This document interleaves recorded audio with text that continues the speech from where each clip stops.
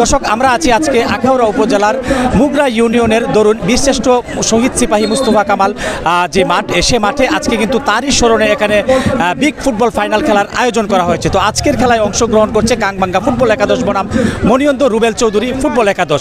হাজার হাজার দর্শকের উপস্থিতিতে কিন্তু আজকের এই খেলা অনুষ্ঠিত হচ্ছে। তো আজকের অনুষ্ঠান যে সম্মানিত সভাপতি সাহেব আলী সাহেব, তার সঙ্গে কিন্তু কথা বলছি, তার কাছে জানতে চাচ্ছি যে ভাই আজকের অনুষ্ঠানটি যে আপনারা করেছেন এই আয়োজনটি পিছনে আপনাদের কতটুকু সার্থকতা এবং আজকের এই টুর্নামেন্টটি কিভাবে আপনারা সফল করেছেন আমাদেরকে একটু বলেন। শ্রেষ্ঠ সিপাহী মুস্তফা কামাল টুর্নামেন্টের আজকে ফাইনাল, দুই পক্ষের খেলাধুলা অত্যন্ত আনন্দজনক।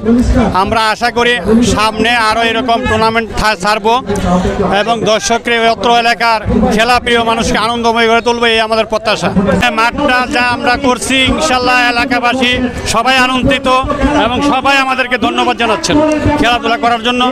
আমাদের এলাকা মাঠ নাই, এই মাঠটা সুন্দর পরিবেশে দেখে নামতে চাই।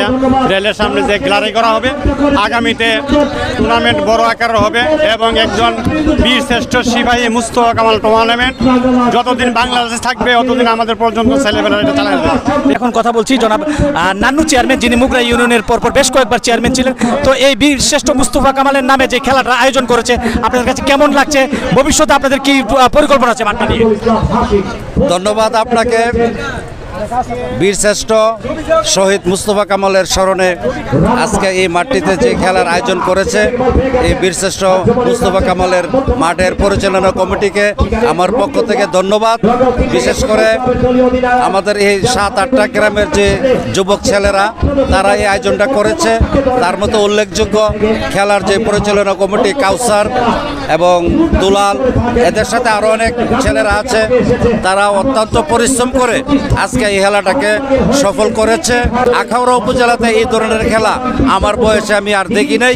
প্রায় 25,000 লোকের মতন উঠতে হবে আমার জানা মতে আজকে যে লোক এখানে সমাগম হয়েছে, এবং এই খেলাকে দেখে বিভিন্ন উপজেলায় এই ধরনের খেলার আয়োজন করবে।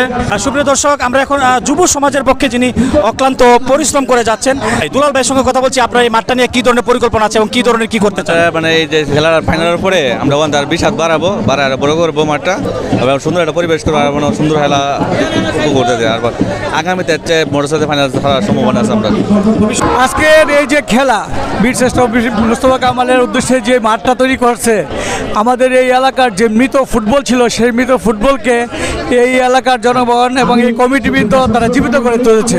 বীরশ্রেষ্ঠ মুস্তফা কামাল যেভাবে এই দেশের জন্য এখানে শহীদ হয়েছেন, ঠিক এইভাবেই এই মাঠকে রক্ষা করার জন্য যা প্রয়োজন এই এলাকার মানুষ সেটাই করবে। বীরশ্রেষ্ঠ মুস্তফা কামালের আজকের এই খেলা প্রমাণ করে যে আগামী দিনে এই মাঠটা খুব জরুরি এবং এই মাঠটা যেন আগামীতে হয় আন্তর্জাতিকভাবে সেই দাবি করবো ইনশাল্লাহ। আমি পার্শ্ববর্তী ওয়ার্ডের বর্তমান মেম্বার, আমার দাবি এই মাঠটা যেন বহাল থাকে। বীরশ্রেষ্ঠ শহীদ সিপাহী মুস্তফা কামাল স্মৃতি স্মরণে আজকে এই প্রিস টিভি ফুটবল টুর্নামেন্টের ফাইনাল খেলায় কিন্তু মনিয়ন্দ রুবেল চৌধুরী ফুটবল একাডেমি 2-1 গোলের ব্যবধানে জয়লাভ করে তারা কিন্তু ফ্রিজ জয়লাভ করেছেন। সুপ্রিয় দর্শক, গ্রাম বাংলার খেলা ফুটবল যে কতটুকু জনপ্রিয়, মাঠে না আসলে কিন্তু বোঝা যাচ্ছে না, বোঝা যাবে না। তো আমরা আশা করছি ফুটবলের জয় হবে, এটাই কিন্তু বাস্তব হোক এবং ফুটবলকে ভালোবাসবে গ্রামের মানুষ, এগিয়ে আসবে এবং যুব সমাজ এই খেলাধুলাকে ভালোবেসে মাদক মুক্ত সমাজ গড়বে, এমনটাই কিন্তু আমাদের সকলের প্রত্যাশা। মোহাম্মদ মোশাররফ হোসেন কবির।